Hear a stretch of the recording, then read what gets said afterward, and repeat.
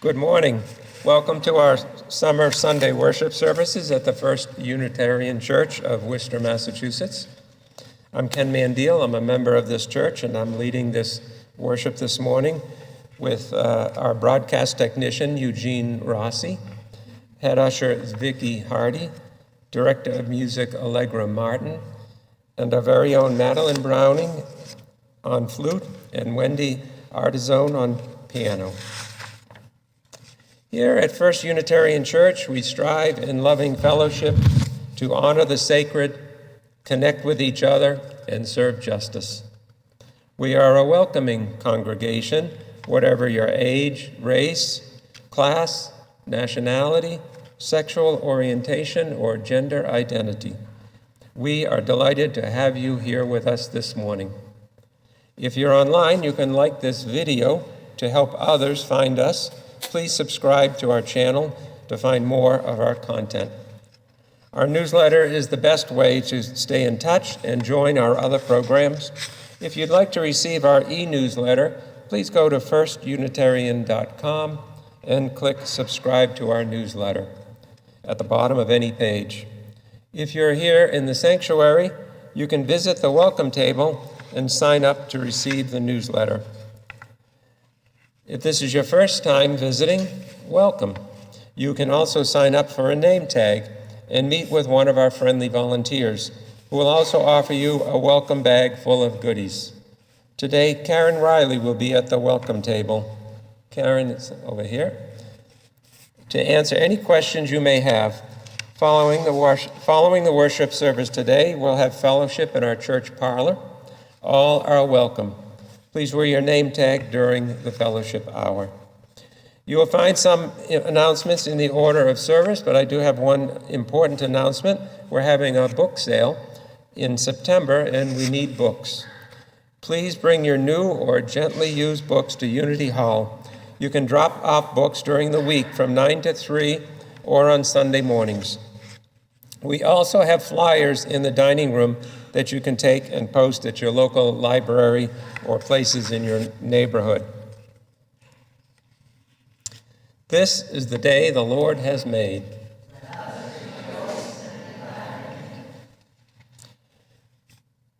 We are here to witness the creation and abet it. We are here to notice each thing so that each thing gets noticed. Together we notice not only each mountain shadow and each stone on the beach, but especially we notice the beautiful faces and complex natures of each other. We are here to bring to consciousness the beauty and power that are around us and to praise the people who are here with us. We witness our generation and our times. We watch the weather. Otherwise, creation would be playing to an empty house. Lee Bona will be lighting our chalice this morning.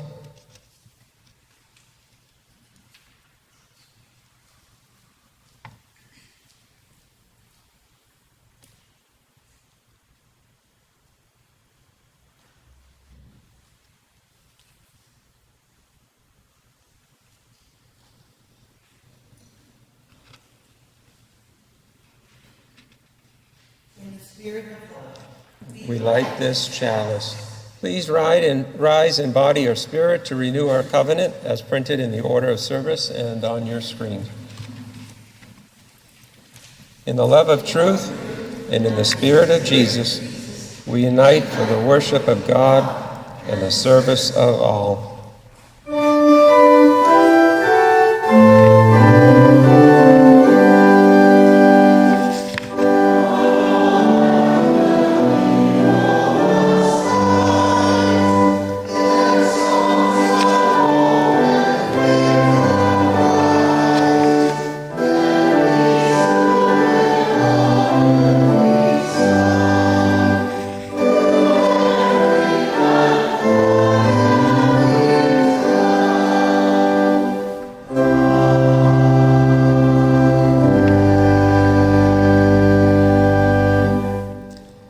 Please join in our opening hymn, number 108 in your gray hymnal. My life flows on in endless song.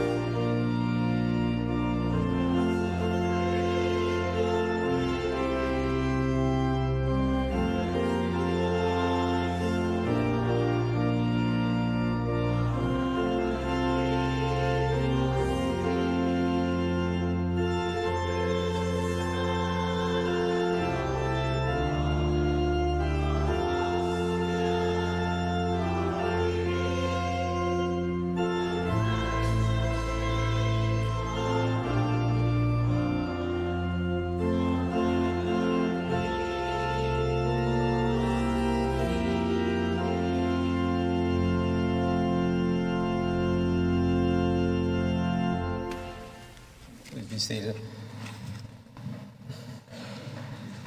Please join me in the common prayer on page 547 of the gray hymnal and on the screen, and we will read this responsively. This is summer meditation.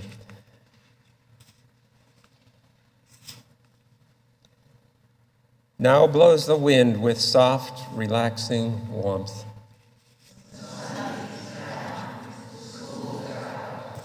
Children swarm in the playgrounds and the streets, and eager city folk, vacation-bound, crowd the broad highways.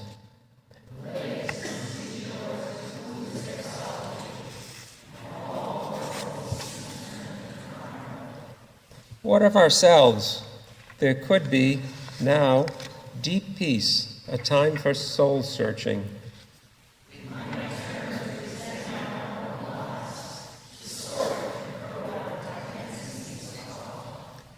To sift the true from false in things of doubt.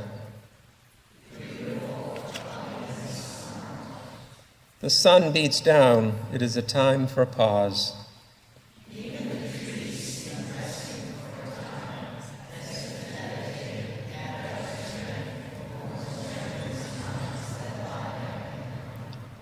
And shall not we?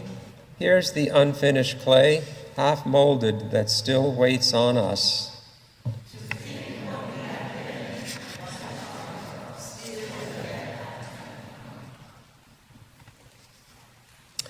In our sacred time together, we share the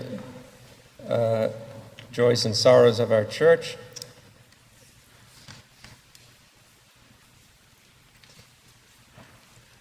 Please join me in a moment of meditation as we hold these prayers are our own prayers in silence.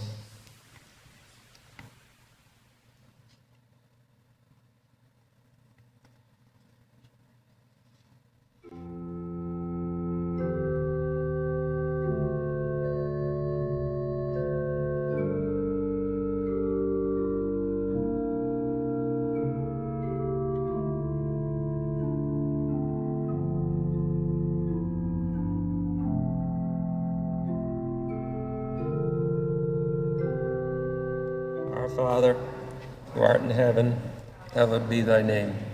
Thy kingdom come, thy will be done, on earth as it is in heaven. Give us this day our daily bread, and forgive us our trespasses, as we forgive those who trespass against us. And lead us not into temptation, but deliver us from evil. For thine is the kingdom, and the power, and the glory, forever and ever. Amen. Your gifts of time and talent and treasure make our coming together in this space and in our many spiritual and affinity programs possible. Thank you for sharing what you can. If you're worshiping online, you can text the number on your screen or go to firstunitarian.com and click Give Online at the top of any page. The ushers will now receive this morning's offering.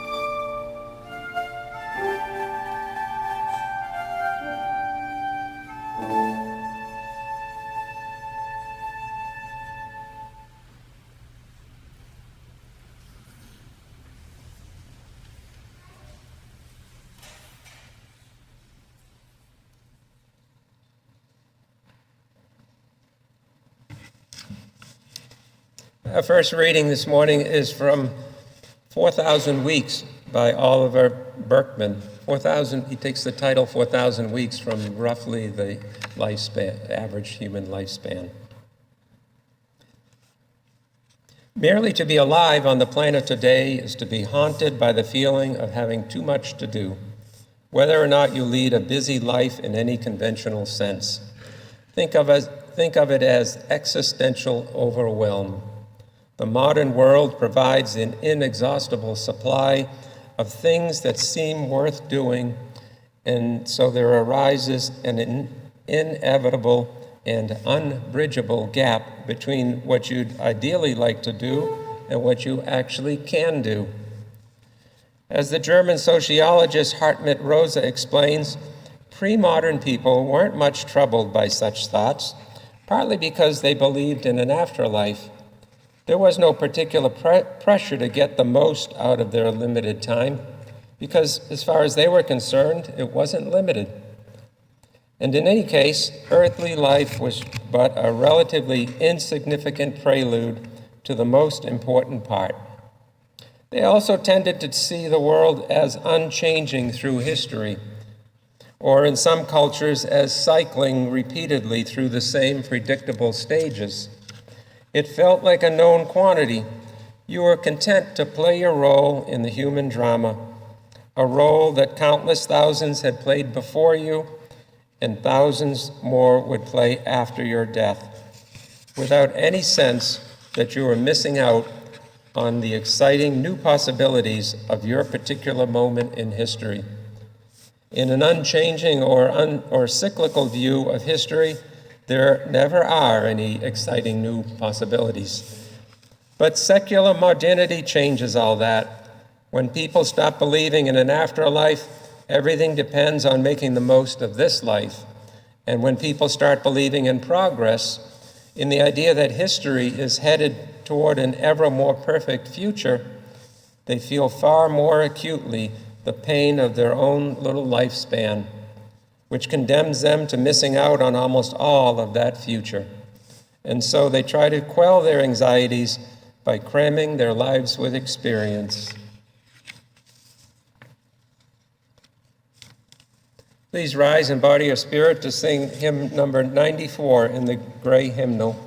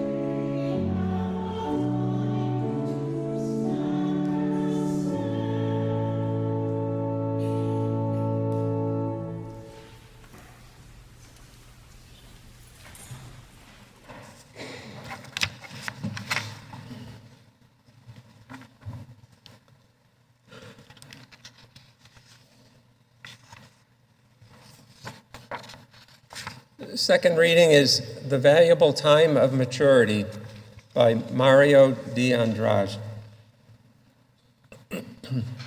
I counted my years and found that I have less time to live from here on than I have lived up to now. I feel like the boy who won a pack of candies.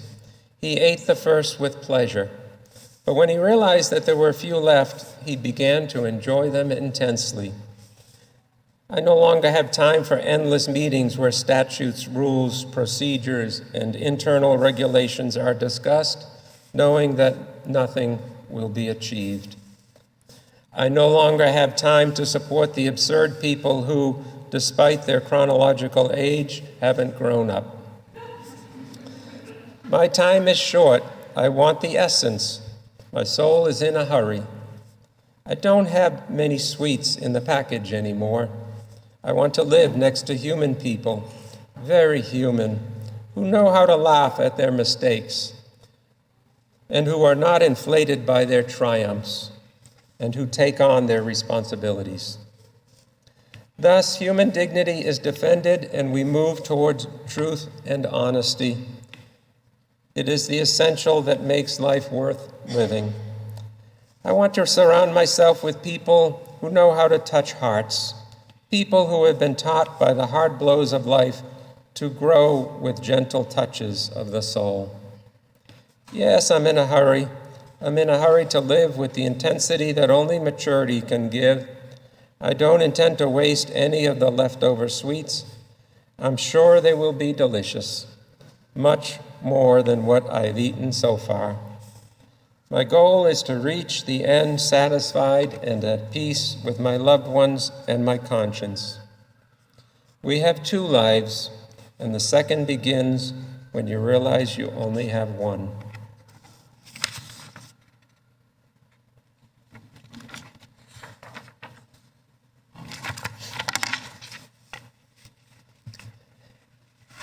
In comparison to the whole arc of human existence, our lives are pitifully, seemingly unreasonably, and unfairly short. In an incredible stroke of good fortune, though, we have been born into a time when life expectancy is longer than ever. Not only that, but we live in a world filled with devices and machines that free us from much of the drudgery of our ancestors' lives. These labor and time-saving machines have delivered to us an unimaginably huge amount of free time that our parents and grandparents could not have ever imagined having available. Or at least that was the theory behind continuous growth in efficiency and convenience. What happened? For many of us, there's still not enough time to do everything that we want to do in our precious 70 or 80 or 90 years on earth. In 1930, John Maynard Keynes authored an essay titled Economic Possibilities for Our Grandchildren. He predicted that 100 years into the future, which is today, people would be working only 15 hours per week. He thought that perhaps even this wouldn't be necessary, but that the condition of man was that he felt a need to work, and so he would go to 15 hours every week just to quell the desire to work. He thought that the problem in our world in 2024 would be that we had lost the ability to enjoy all of the leisure time that our wealth and our 15-hour work offered us. This is what he said, quote, "Yet there is no country and no people, I think, who can look forward to the age of leisure and of abundance without a dread. For we have been trained too long to strive and not to enjoy. It is a fearful problem for the ordinary person with no special talents to occupy himself, especially if he no longer has roots in the soil or in custom or in the beloved conventions of a traditional society," unquote. It's clear that we've definitely gone off the track that Keynes predicted. For most people, the economic abundance of 2024 is not offering them a 15-hour work week that allows them to pay their rent and feed their family. There is some truth in Keynes' predictions, though. We have lost our ability to fill the leisure time that we're given. Modern conveniences, dishwashers, vacuum cleaners, and reliable automobiles, easy communications, etc., have eased us from many time-consuming tasks. But as Keynes predicted, we have been trained too long to strive and not to enjoy. We have filled the time saved by modern conveniences many times over. I suspect that the average laborer in 1930 had more idle time than the average middle-class parent feels they have today.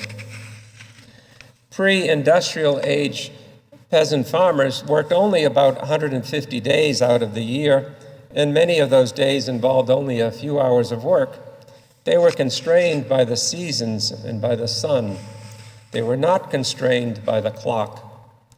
They measured their lives by the cycles of the moon and sun, not in seconds and minutes to be crammed full of productive pursuits and amusing distractions. If the farmer went to town for some bread and was waylaid by the distraction of an invitation to sit with a friend for some ale, he wouldn't feel any remorse for not working. The work could be done tomorrow. No one was counting his hours.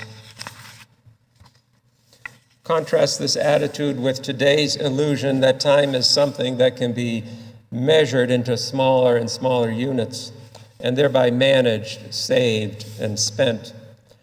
In his book, In Praise of Wasting Time, Professor Alan Lightman talks about how modern Americans live in obedience to digital clocks and calendars.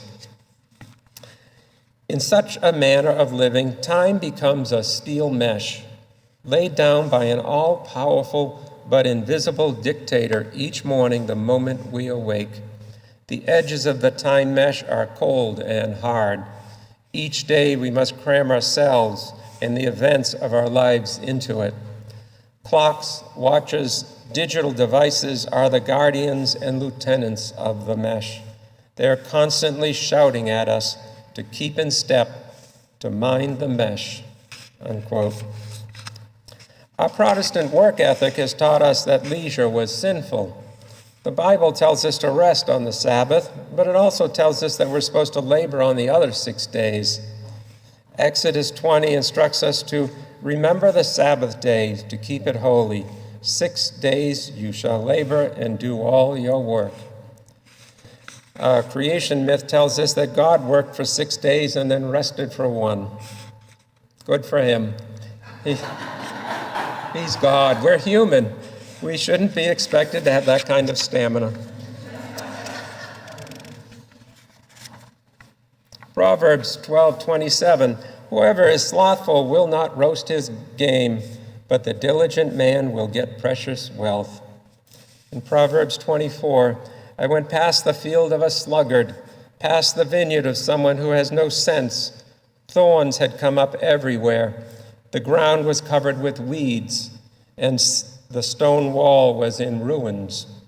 I applied my heart to what I observed and learned a lesson from what I saw.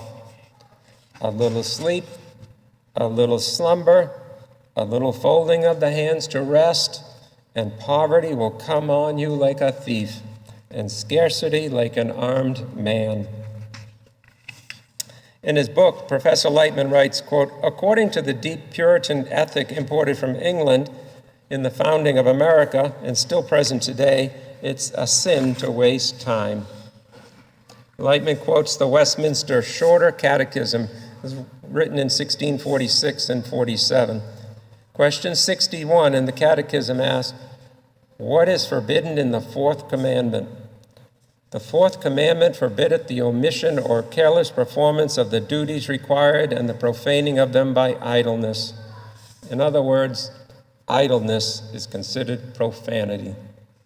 4 centuries later, we can find deep in the American consciousness the Puritan work ethic that wasting time is immoral, that wasting time is a sin against God, unquote.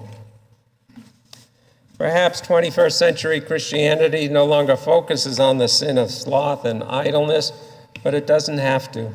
The idea that idleness is a moral failing has been ingrained into our culture, into our economy, maybe even into our genes.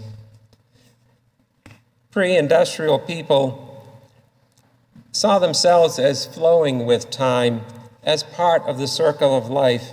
They had no illusion that they could manage time so that it could be saved and spent later. Argentine writer Jorge Luis Borges captures this idea. Time is the substance of which I am made. Time is a river that sweeps me along, but I am the river. It is a tiger that mangles me, but I am the tiger. It is a fire that consumes me, but I am the fire, unquote. We have lost this idea that we are a part of time. Instead, we think we can control it, measure it, break it into smaller pieces, save it, spend it later. The problem with our modern world is not the lack of idle time, it's in how we use it, with an impatient need to fill it completely with activities and digital distractions. What do we lose by filling our days with projects, chores, exercise, screen time, Facebook and email, and a myriad of other distractions? We give up our opportunity for quiet contemplation, and deep thought about what is important in our lives. Most Western religions teach that we should be doing the work of God. There's nothing wrong with that. We should be working to help our families and our communities, to preserve the precious earth that we've inherited, to help those who are oppressed or who are less fortunate than us. For many people, this is the purpose of their lives. We should also be productive enough and resourceful enough to support ourselves and our families. Hard work can be a virtue without disparaging idleness.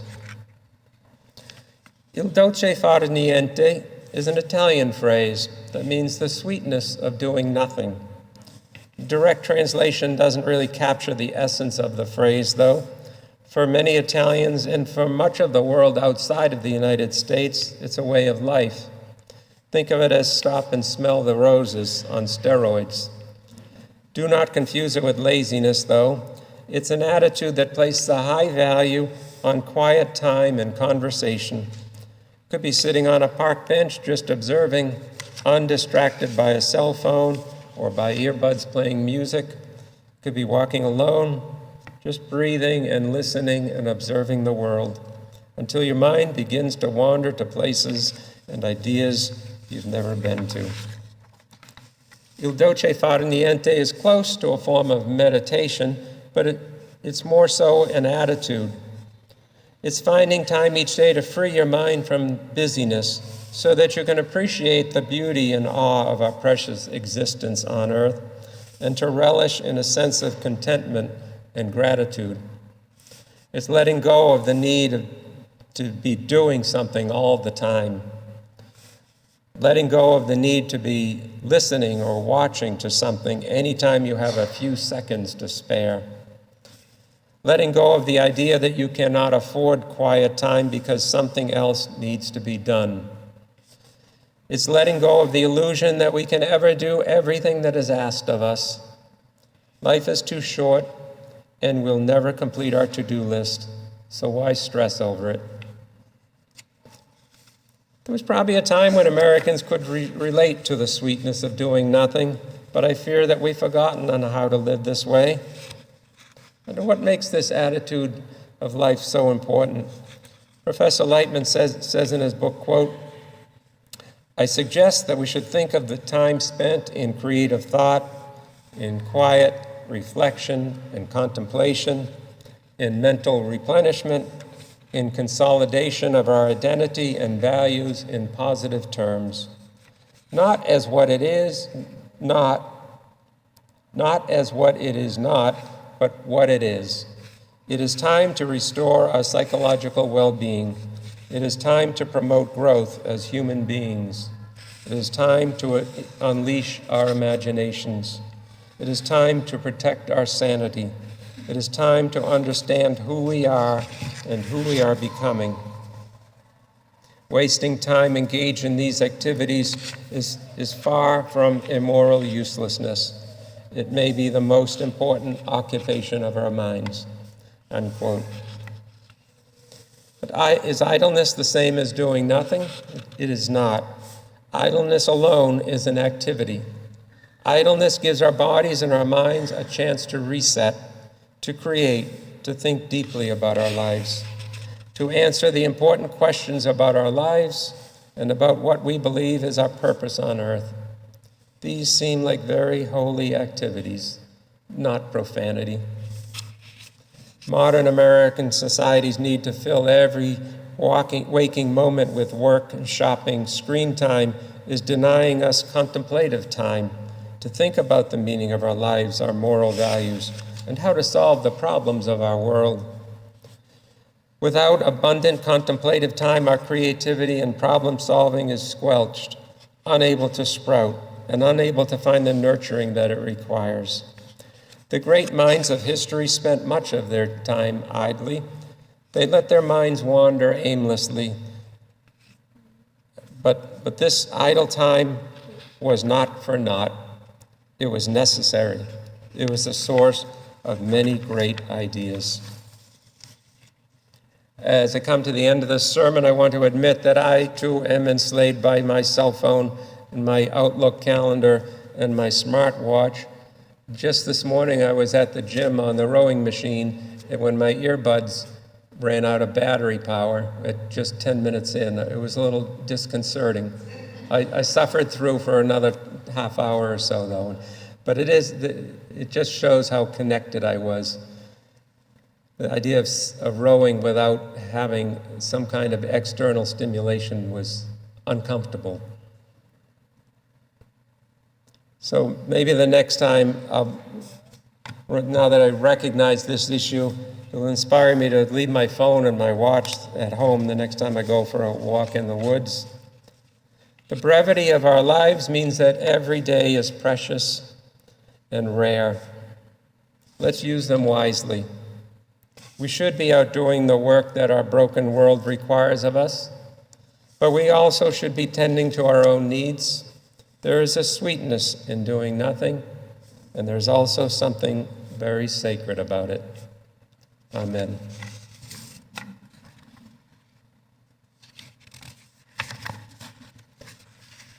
Please rise for our final hymn, number 90 in the gray hymnal.